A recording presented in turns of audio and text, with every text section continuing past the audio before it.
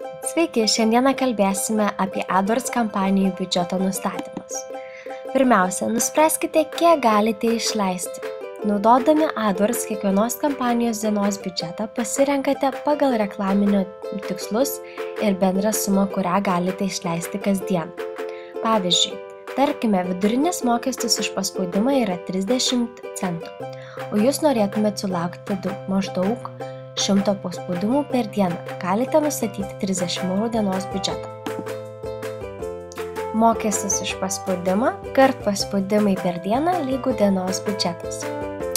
Jei dirbate pagal mėnesio reklaminius biudžetą, galite apskaičiuoti sumą, kuri galėtų būti dienos biudžetu. Padalyję mėnesio biudžetą iš 30 dienų, vidutinio mėnesio dienų skaičiaus. Kaip ir matote toliau pateiktame pavyzdyje, tai yra mėnesio biudžetas padalyjamas vidutinis dienų per mėnesį skaičių lygu dienos biudžetas.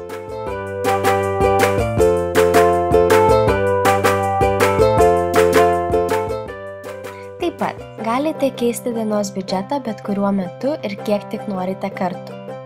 O dabar pereikime prie instrukcijų, kaip tai galime atlikti. Ekrane matote, kad reikia pasispausti ant kampanijų, pasirinkti kampaniją, kurios biudžetą norite redaguoti, spustelėti ant kampanijos ir įvesti norimą biudžetą, tai atlikus paspausti išsaugoti.